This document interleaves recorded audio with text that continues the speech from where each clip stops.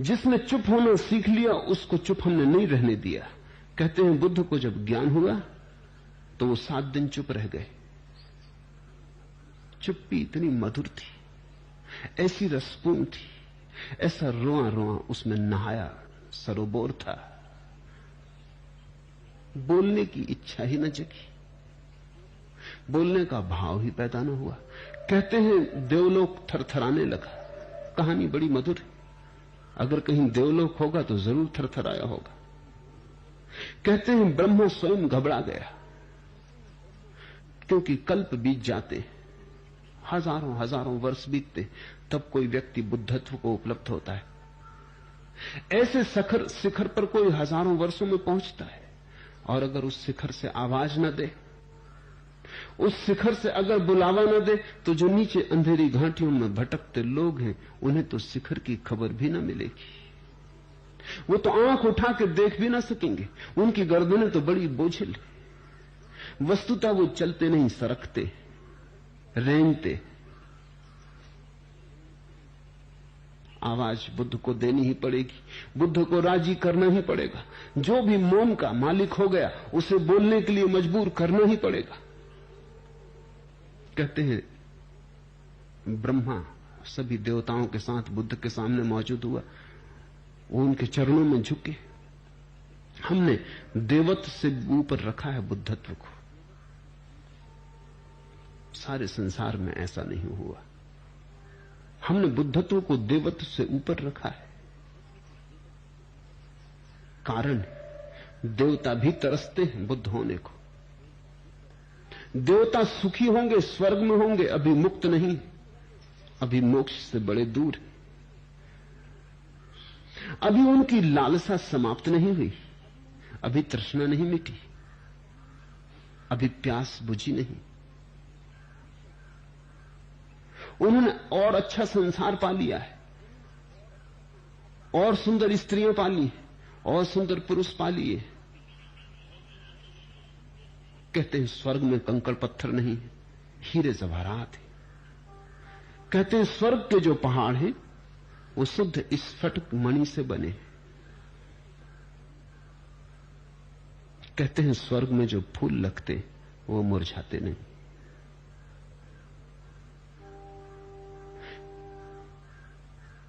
परम सुख है, लेकिन स्वर्ग से भी गिरना होता है, क्योंकि सुख से भी दुख में लौटना ही पड़ेगा। सुख और दुख एक ही सिक्के के पहलू। कोई नरक में पड़ा है, कोई स्वर्ग में पड़ा है। जो नरक में पड़ा है वो नरक से बचना चाहता है, जो स्वर्ग में पड़ा है वो स्वर्ग को पकड़े रखना चाहता है। दोनों चिंतातुर हैं, दोनों पीड़ित और परेशान हैं। जो स्वर्ग में पड़ा है वो भी किसी लोभ के कारण वहां पहुंचा है, जो नरक में पड़ा है वो भी किसी लोभ के कारण वहां पहुंचा है। एक ने अपने लोभ के कारण पाप किए होंगे, एक ने अपने लोभ के कारण पुण्य किए। लोभ में फर्क नहीं। बुद्धत्व के चरणों में ब्रह्मा झुका और उसने कहा कि आप बोलें। आप न बोलेंगे तो महादुर्घटना हो जाएगी। और एक बार ये सिलसिला हो गया तो आप परंपरा बिगाड़ देंगे। बुद्ध सदा बोलते रहे, उन्हें बोलना ही चाहिए।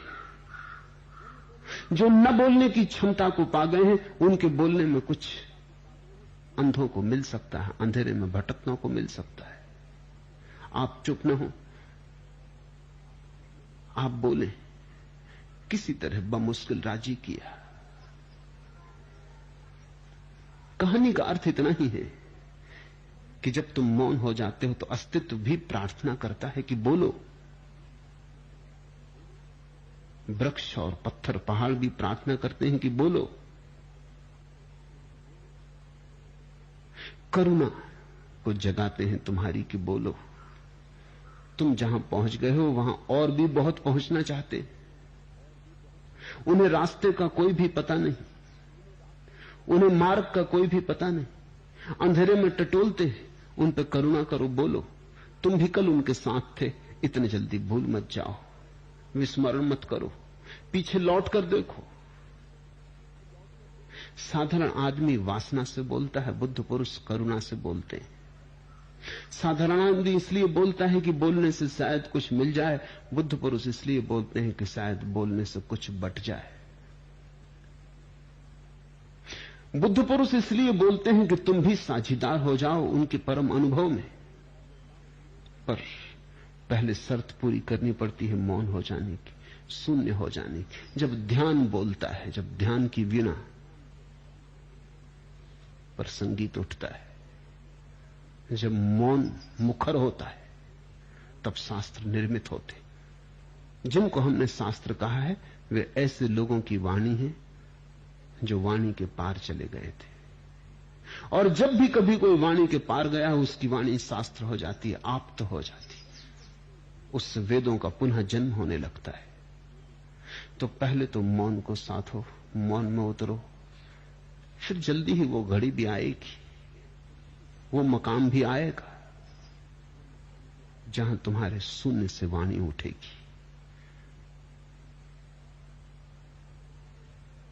तब उसमें प्रामाणिकता होगी, सत्य होगा, क्योंकि तब तुम दूसरे के भय के कारण न बोलोगे, तुम दूसरों से कुछ मांगने के लिए न बोलोगे, तब तुम देने के लिए बोलते हो। भय कैसा? कोई ले तो ठीक, कोई न ले तो ठीक, ले ले तो उसका सौभाग्य, न ले तो उसका दुर्भाग्य। तुम्हारा क्या है? तुमने बांट दिया, जो तुमने पाया तुम बांटते गए, तुम पर यह लांछन न रहेगा कि तुम कृपण थे, जब पाया तो छिपा के बैठ गए। पर ऐसा कभी हुआ ही नहीं, ऐसा कभी होता ही नहीं, क्योंकि यह पाना कुछ ऐसा है कि इसमें बांटने की अभिप्सा साथ में ही आती, इसके भीतर ही छिपी आती। जैसे फूल जब खिलता है तो उस खिलने में ही गंध का बटना भी छिपा होता है। कोई फूल ये चाहे कि खिल तो जाऊं और बटू ना, तो असंभव होगा। इसलिए ब्रह्मा आए या नहीं इससे कोई फर्क नहीं पड़ता। ये कहानी है, बुद्ध को बोलना ही पड़ेगा। जब फूल खिलता है सुगंध को बिखरना ही पड़ेगा। जब दिया जलता है तो किरणें बरसेंगी ही चारों तरफ।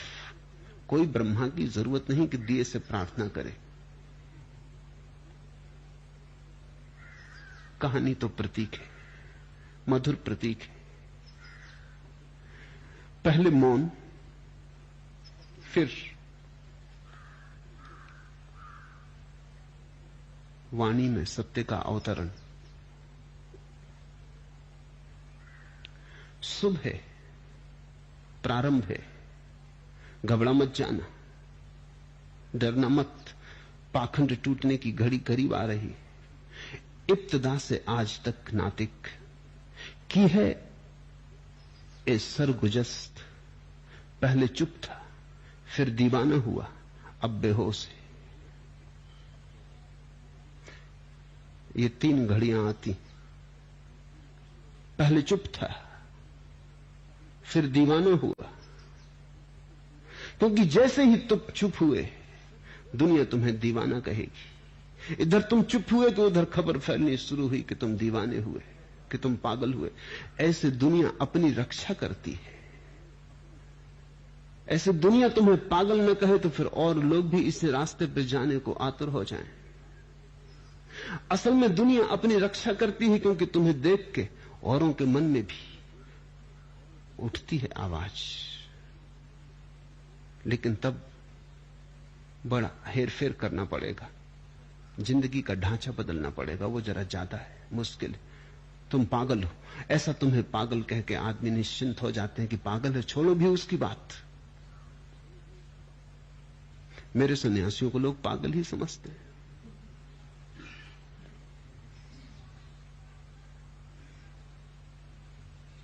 पागल हैं, उनकी बात ही मत सुनो। ऐसे वो तुम्हें पागल कह रहे हैं ये नहीं, ऐसे वो इतना ही कह रहे हैं कि आकर्षित तो वो भी हो रहे हैं, लेकिन भयभीत हैं, कमजोर हैं, कायर।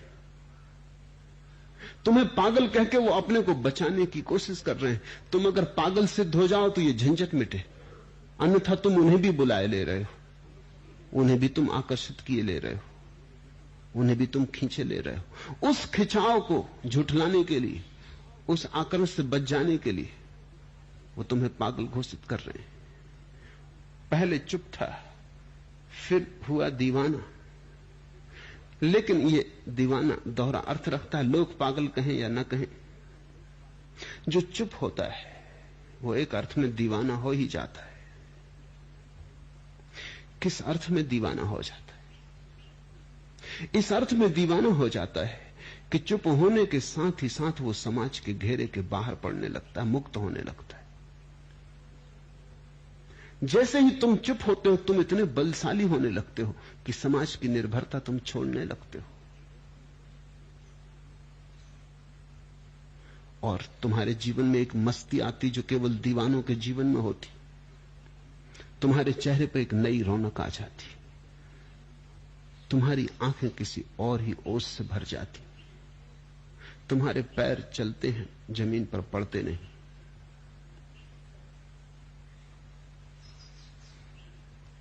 जैसे तुम हर हमेश किसी नशे से भरे हो। आज की सुबह मेरे कुफ्र, आज की सुबह मेरे कैफ का अंदाज न पूछ।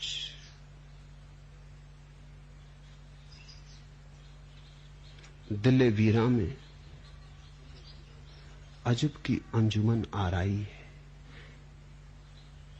मत पूछ मेरी मस्ती का हिसाब। उजड़े हुए हृदय में कोई अजीब महोत्सव हुआ है, कोई नई धुन बजी है। दीवाने तो तुम हो ही जाओगे, पागल तो तुम मालूम होने ही लगोगे। पर यह पागलपन चुनने जैसा है, यह पागलपन करने जैसा है। तुम्हारी सारी होशियारियां भी इकट्ठी होकर इस पागलपन के एक कतरे का भी मुकाबला नहीं कर सकती। तुम्हारी बुद्धिमत्ता दो कौड़ी की है, क्योंकि जिसने पागल होना जाना उसने ही परमात्मा का होना भी जाना। फिर हुआ दीवाना, अब बेहोश है। और फिर तीसरी घड़ी भी आती, जब तुम नहीं रहते, तुम बचते ही नहीं। उसी घड़ी को बेहोश कहते। बेहोशी का मतलब ये नहीं कि तुम्हारा होश खो जाता है, बेहोशी का मतलब कि तुम खो जाते हो। होश तो पूरा हो जाता है। ये ऐसी बेहोशी है कि इसमें होश खोता नहीं, बढ़ जाता है, लेकिन तुम मिट जाते हो। यही सांसारिक शराब और परमात्मा की शराब का भेद है। जब तुम शराब पीते हो, तुम तो रहते हो, होश खो जाता है। जब तुम परमात्मा को पीते हो, तुम तो मिट जाते हो, होश रह जाता है। इब्तिदा से आज तक नातिक की है ये सरगुजस्त। पहले चुप था, फिर हुआ दीवाना, अब बेहोश है।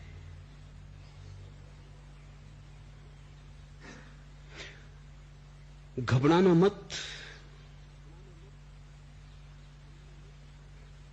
यही तो सद्गुरु की जरूरत हो जाती। तुम्हारा डर स्वाभाविक है। अब तक जिस ढंग से तुम जिए वो सब लड़खड़ा जाएगा। अब तक जिसको तुमने जिंदगी समझी थी, अब जिंदगी मालूम ना होगी। अब कहीं दूर ने तुम्हें पुकारा, अब तुम चल पड़े किसी ऐसी खोज में जहां आदमी को अकेला ही जाना पड़ता है, जहां राजपथ नहीं, जहां बस पगडंडियां भी पहले से तैयार नहीं, चलते हो बस उतनी ही तैयार होती। दुनिया तो यही समझेगी कि तुम गए, दुनिया तो यही समझेगी कि तुम मुर्दा हुए। मोहब्बत ने उम्र अबद हमको बख्शी, मगर सब यह समझे फना हो गए हम। लोग यही समझे कि मर गया ये आदमी, पहले समझेंगे पागल, फिर समझेंगे मृत। लोग भूल ही जाएंगे तुम्हें कि तुम हो भी, ऐसा किनारा काट के निकल जाएंगे। दुनिया यही समझेगी ये आदमी समाप्त हुआ, लेकिन तुम्हारे भीतर जो घटा है वो तुम ही जानते हो। तुम्हारे भीतर जो मेघ मल्हार जगी वो तुम ही जानते हो। तुम्हारे भीतर आषाढ़ के मेघों को देखकर जो मोर नाचने लगे वो तुम ही जानते हो। तुम्हारे भीतर तो अमृत बरसा है, मृत्यु समाप्त हुई है, लेकिन लोगों के लिए तुम लगोगे कि मृतक हो गए। मौन से शुरुआत होती,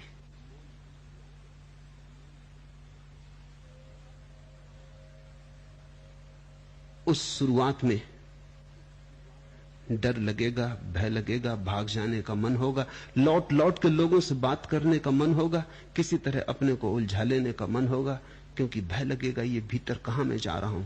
क्योंकि जो तुम्हारी गहराई है भीतर वो तुमसे भी गहरी है, वो तुमसे पार है। उस गहराई में उतरते वक्त मौत रास्ते में पड़ेगी, ऐसा लगेगा कि मरे गए। ध्यान में मृत्यु घटती, ध्यान सूली है, लेकिन सूली के बिना सिंहासन नहीं। ध्यान में जो मरता है वही परमात्मा में जगता है।